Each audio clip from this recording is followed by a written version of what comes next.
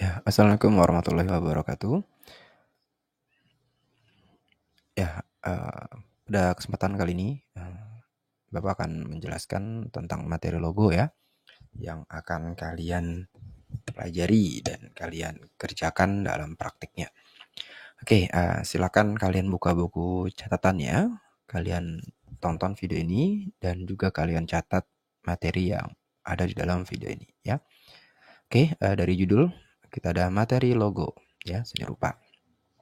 Pertama yang harus kalian ketahui adalah pengertian logo ya.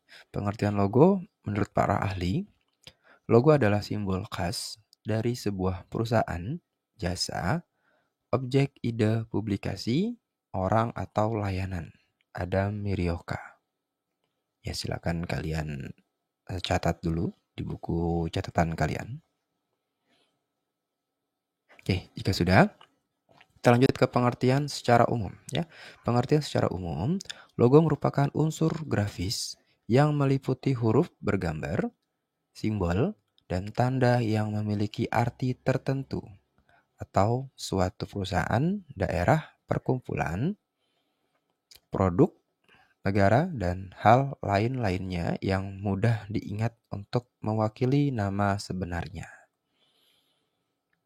Oke, silakan kalian catat dulu untuk pengertian secara umum.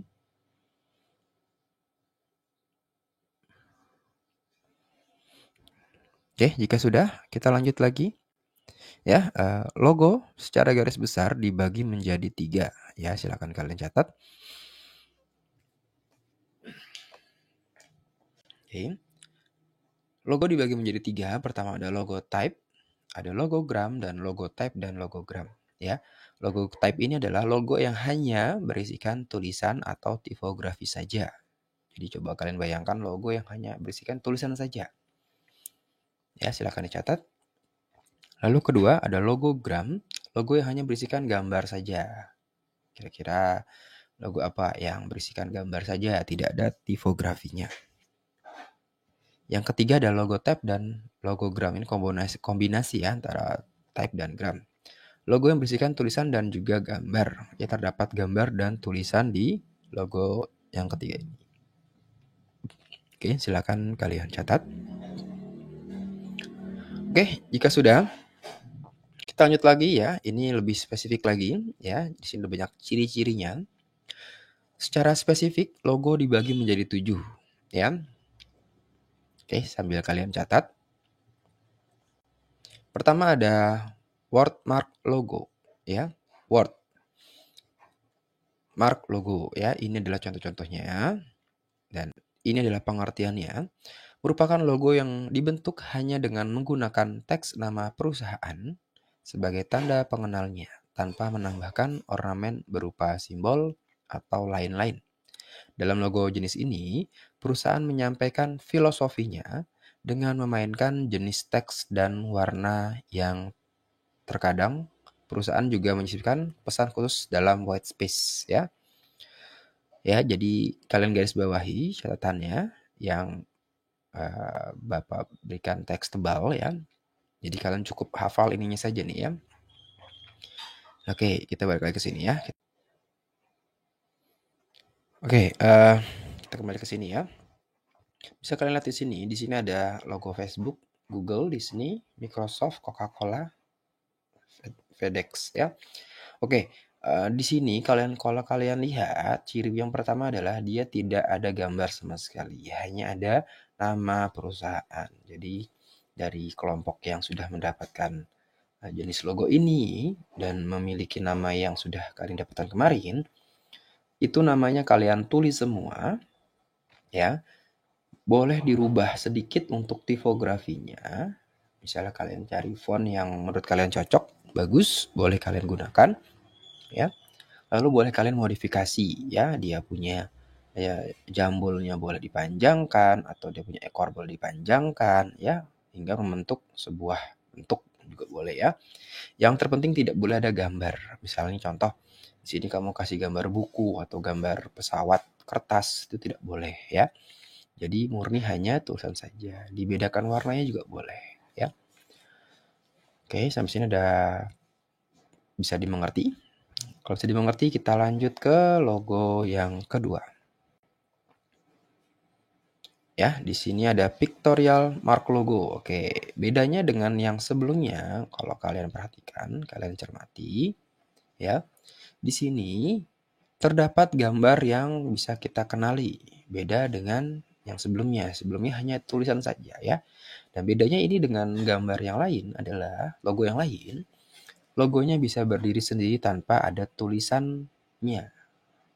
Paham ya? Jadi seperti Puma ini, ya, logonya tidak harus Puma ini berada di sini lokasinya. Kadang bisa di kanan, di bawah, di atas, ya. Bahkan kadang juga tidak ditulis kata Pumanya. Tapi dengan gambar simbolnya ini cukup mewakili bahwa cukup dikenal orang-orang bahwa ini adalah logo dari Puma, ya. Dan kita sepakat bahwa ini adalah seekor kucing besar, ya. Tidak ada yang mengatakan bahwa ini adalah kuda atau apa gitu, ya. Juga jelas Apple semua tahu bahwa ini adalah gambar buah apel, ya. Di bawah ada Lacoste, dia jelas dia memiliki gambar buaya yang disederhanakan, ya. Tapi buayanya kalau hewan tidak boleh dianimasikan atau di mata ya diperbesar, ya. Itu kan nanti jatuhnya ke jenis logo yang lainnya, ya. Di sini ada logo Twitter yang lama, ya. Di sini ada gambar burung, ya. Tapi jelas di sini adalah gambar burung, ya. Kadang dia tidak ada tulisan Twitternya, ya. Kalau kalian buka handphone kalian, ya, di handphone kalian mungkin hanya lambangnya saja, ya. Oke, di sini juga ada Windows, ya. Gambar jendela, ini sel gambar kerang, ya. Jadi di pictorial ini buat kalian yang mendapatkan jenis ini, kalian silakan boleh ambil bentuk apa saja, kalian sederhanakan. Contoh kalian ambil gambar kuda, kalian jadikan siluet seperti ini juga boleh, ya. Atau kalian buat sedikit lebih simpel lagi gambarnya boleh. Yang terpenting orang lain yang melihat gambar tersebut masih mengenali bahwa itu adalah bentuk yang kalian maksud, ya. Oke, untuk pengertiannya silakan kalian catat, ya. Pictorial mark logo adalah merupakan logo yang dibuat dengan menggunakan simbol atau gambar yang unik, ya, biasanya flora, fauna, alam, benda, ya, orang yang memang mengenali gitu, ya. Dan tentunya berkaitan dengan identitas perusahaan, ya. Yang jelas bisa mewakili dari identitas perusahaannya. Dan logo ini, jenis ini, ada kalanya ditambahkan juga nama perusahaan sebagai elemen pendukungnya, ya. Jadi yang diperhatikan adalah elemen utamanya adalah sebuah bentuknya, ya. Tulisannya hanya sebagai pendukung saja. Kadang bisa ada, kadang bisa tidak, gitu, ya. Misalnya di sepatu Puma, ya, kadang kita suka lihat tidak ada tulisan Pumanya, hanya ada lambangnya saja, ya. Lambang dari seekor Pumanya ini, ya. Ya, si seekor kucing besar ini, gitu, ya. Jadi bisa dimengerti, ya. Kalau sudah dimengerti, kita lanjut. Silakan dicatat, ya. Yang saya berikan tebal, silakan di kalian garis bawahi. Oke, kita lanjut ke logo yang ketiga. Di sini ada abstract mark logo. Nah, di abstrak ini unik, ya. Bedanya dengan pictorial adalah di sini bentuknya tidak umum atau bentuknya tidak bisa kita kenali. Contoh di sini BP. BP ini adalah perusahaan BBM juga, ya, dari luar negeri kalau tidak salah. Ada Mitsubishi ini yang merah-merah kotak ini, ya, seperti ketupat. Di sini ada Pepsi, ada Pertamina, ada Indosat, ada Adidas, Nike. Ya, di sini adakah bentuk yang kalian tahu? Ya, contoh di sini ada Pepsi. Kita pasti kalian akan berbeda-beda, ya. Ada yang bilang ini seperti kelereng, seperti bola, seperti bendera, seperti apa gitu, ya. Pertamina di sini hanya ada bentuk ketupat, ya. Ada yang panjang, ada yang pendek gitu, ya, dengan berganti warna saja gitu, ya. Nah, jadi kalau di abstrak ini mungkin kalian dari 36 murid, ya, bisa jadi akan berbeda-beda tuh menafsirkannya. Ada yang bilang ini seperti yang merah ini seperti baling-baling, ada yang bilang seperti ini, seperti itu, ya. Jadi ketika ada ketidaksepakatan, ya, bahwa gambar ini adalah gambar tertentu, ya, itu bisa kita sebut abstrak. Ya, buat kalian mendapatkan jenis logo ini lebih mudah, ya. Silakan kalian cari bentuk-bentuk yang abstrak, ya. Jadi kalian hanya permainkan warna saja bisa mewakili filosofi dari perusahaannya. Contohnya kayak merah, biru. Merah itu artinya apa, biru artinya apa gitu ya. Untuk bentuknya bebas ya. Yang terpenting jangan sampai ada bentuk yang dikenali. Contoh ada bentuk gambar sepatu. Tidak boleh ya. Bentuk daun gitu yang tidak boleh. Bentuk gunung ya tidak boleh. Jelas tidak boleh gitu ya. Atau bentuk hewan tidak boleh ya. Kalau bentuk hewan dan lain tadi itu masuknya di pictorial ya. Oke, lanjut ke pengertiannya. Silakan kalian catat ya. Abstract mark logo adalah memiliki sedikit prinsip yang sama dengan pictorial mark logo.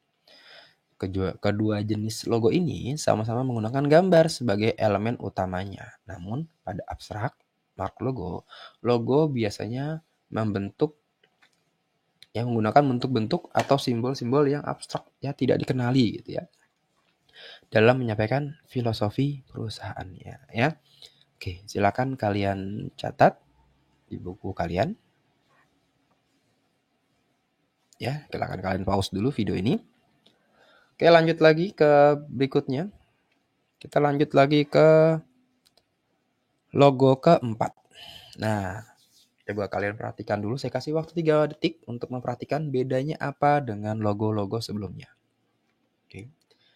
4, 5, 3, 2, 1. Oke, betul ya. Di sini hanya ada huruf saja ya. Inisial perusahaan ya, bisa 1 atau 2 huruf ya. Ya, silakan kalian catat. Di sini nih mudah bagi kalian yang mendapatkan jenis logo ini. Ya, jadi nama yang sudah kalian dapatkan itu tidak boleh diganti ya. Jadi kalian boleh jadikan logo inisial perusahaannya boleh 2. Ya, kemarin nama yang kalian dapatkan dua suku kata gitu ya. Boleh kalian ambil misalnya Victory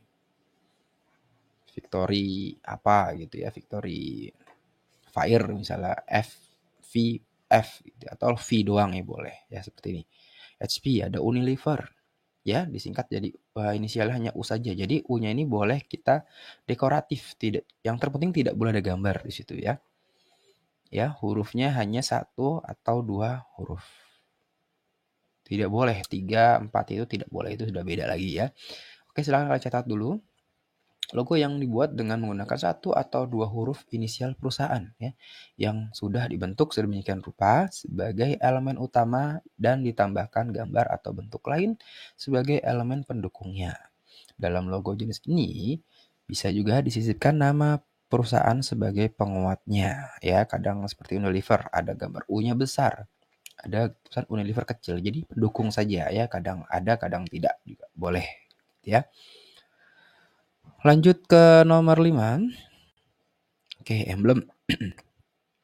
Di emblem ini bisa kalian lihat perbedaannya dengan logo-logo sebelumnya. Di logo emblem ini ya, di sini terlihat rapih ya.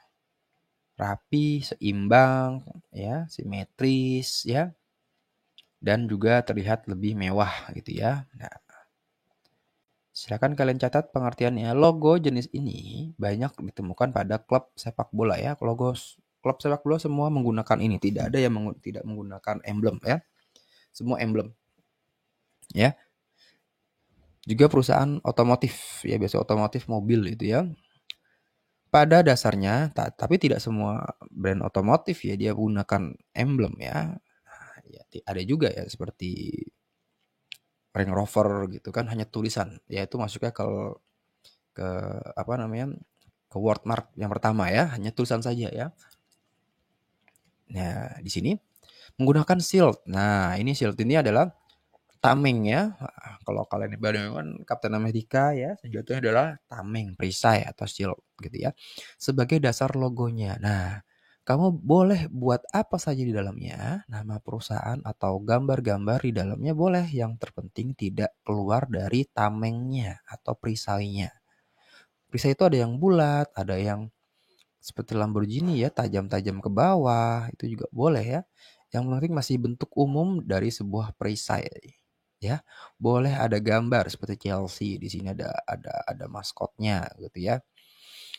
Ya, gambar apa ini? Ya, burung atau apa ini ya. Boleh juga berupa bentuk abstrak nih seperti BMW, ada bentuk abstrak di dalamnya ya, ada biru-biru, putih-putih, ada tulisan BMW-nya. BMW juga harus tulis dengan bentuk yang rapih di dalam shield, tidak boleh di luar shieldnya ya. Logo ini kurang aplikatif untuk digunakan di berbagai media ya. Ya, jadi tidak semua cocok ya menggunakan ini. Namun secara tampil logo ini memiliki detail yang lebih menarik dan terlihat eksklusif ya, terlihat mahal, terlihat eksklusif ya. Oke, jadi tidak harus bulat, kalian boleh bentuk-bentuk yang lain, yang terpenting masih bentuk dari shield gitu ya. Oke, lanjut lagi, kita lanjut yang keenam. Karakter atau maskot. Nah, karakter atau maskot ini bisa kalian lihat di sini bedanya apa dengan sebelumnya. Ya, di sini jelas di sini ada sebuah tokoh ya, tokoh bisa fiksi, bisa asli gitu ya. Kalau di sini KFC ini adalah tokoh manusia asli, tapi dibuat gambar yang lebih sederhana ya. Ya kita sebutnya dianimasikan lah gitu ya. Tapi dia adalah sosok yang nyata gitu ya. Nah, di sini yang Starbucks ya. Ini adalah gambar seorang ratu wanita gitu ya. Tapi dibuat dengan bentuk yang sederhana. Di sini ada yang ketiga, ada cewek yang dikucir ya. Dia adalah Wendy's ya, sebuah restoran cepat saji juga ya, seperti McD dan teman-teman ya. Ya, dia punya maskotnya adalah seorang gadis ya, gadis dengan rambut yang dikucir gitu ya. Yang keempat ada Michelin. Ini adalah logo dari brand ban ya. Nah, di sini adalah gambar ada tokoh fiksinya nih. Di sini ada manusia ban atau manusia karetnya gitu. Terlihatnya badannya seperti mumi gitu ya. Ini adalah tumpukan-tumpukan dari ban gitu ya. Dia jadi maskotnya. Nah, maskot ini tidak boleh lepas dari tipografinya juga. Jadi biasanya memang sudah satu gabung gitu ya, tidak boleh dipisah. Sedangkan Victorial biasanya dia bisa dipisah antara gambar dengan tulisan hanya. Jadi pendukung saja, kadang bisa dipasang, kadang bisa disertakan, kadang juga tidak gitu ya. Tapi kalau di sini tidak. Di sini Hokben pasti ada di dalam lingkaran kuning ini gitu ya, dan di sini ada maskotnya. Nah, Pak, maskotnya ini haruskah satu full badan? Oh, tidak harus ya.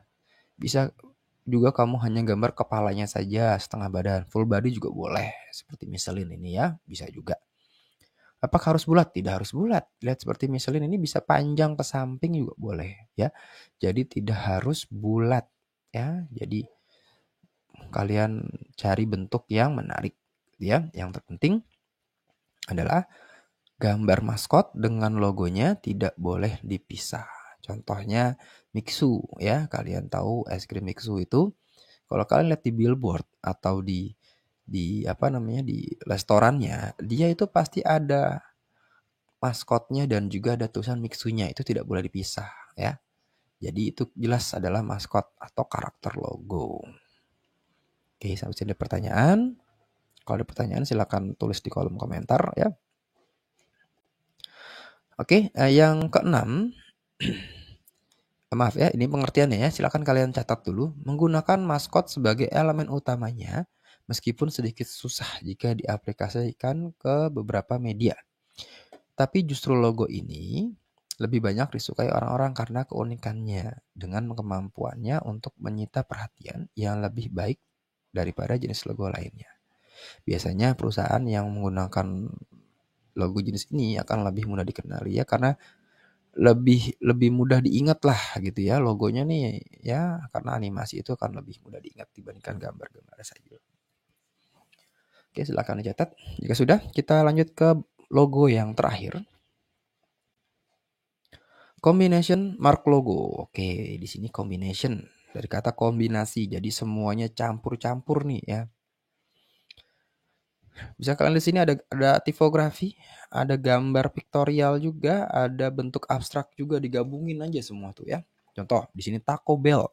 Ada gambar lonceng, di belakangnya ada gambar abstrak ya, menyerupai jendela, ya terowongan seperti itu. Ada juga tulisannya, ada wordnya juga. Ya, jadi di sini gabungan dari ketiganya. Ya.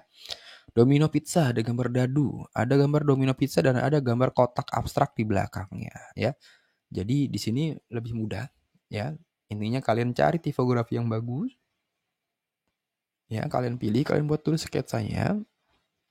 Lalu kalian berikan gambar, bisa gambar abstrak, bisa gambar pictorial gitu ya, boleh. Yang penting dia tidak boleh dipisah dari kombinasi ini gitu ya.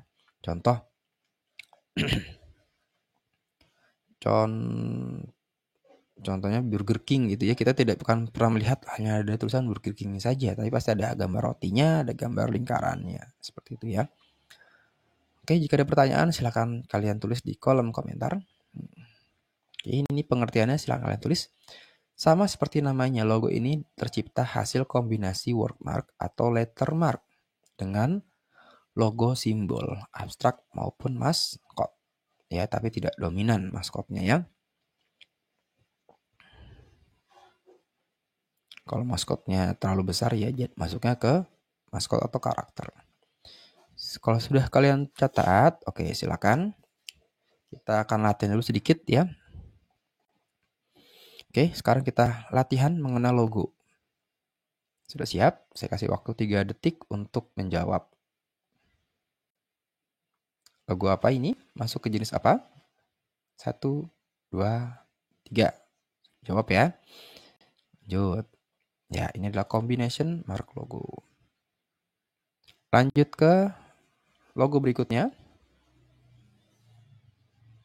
Ya, jelas ini mudah ya, adalah karakter logo.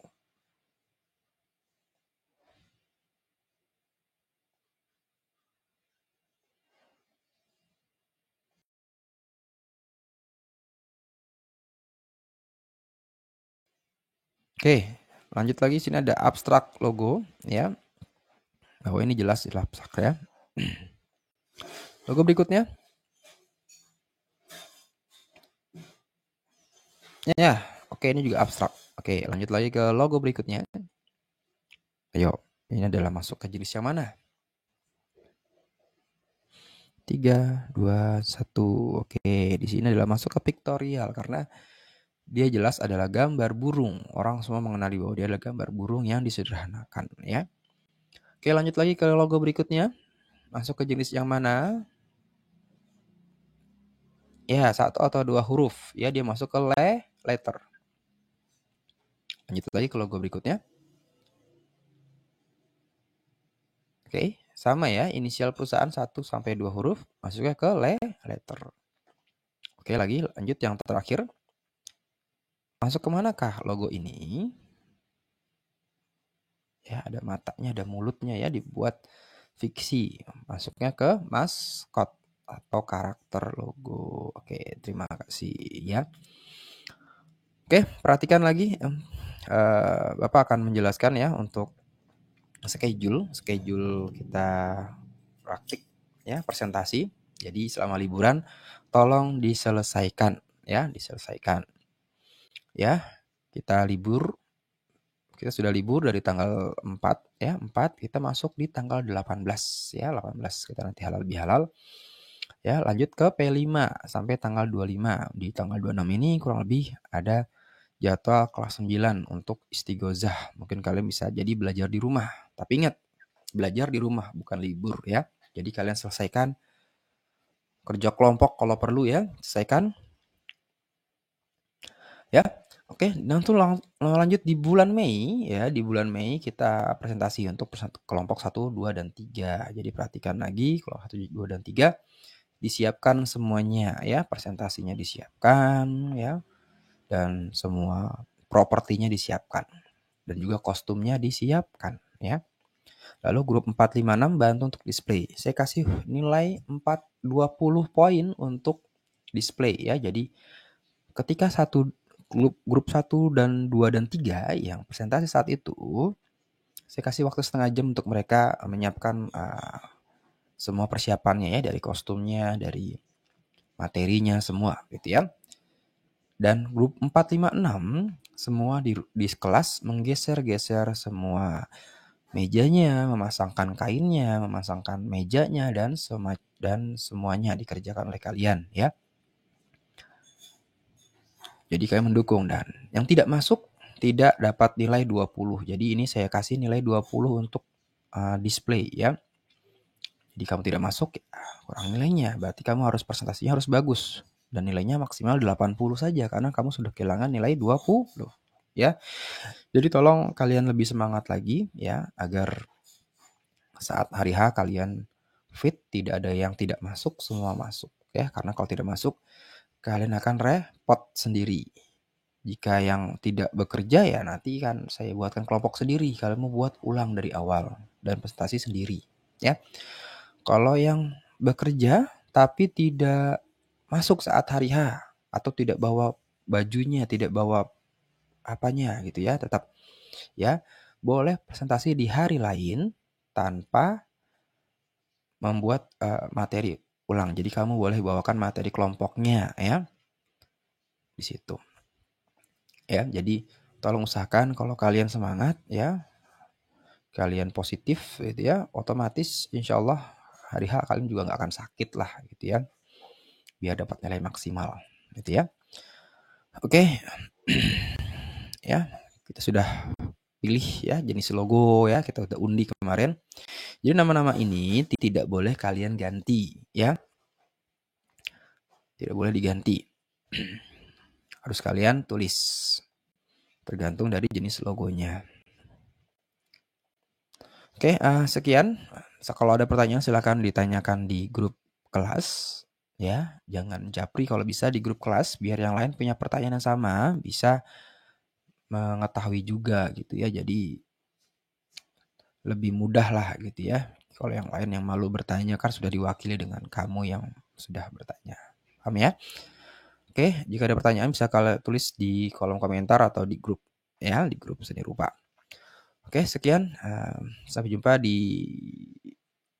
hari presentasi ya. Wassalamualaikum warahmatullahi wabarakatuh. Semangat, selamat liburan dan selamat libur Hari Raya Idul Fitri ya. Wassalamualaikum warahmatullahi wabarakatuh.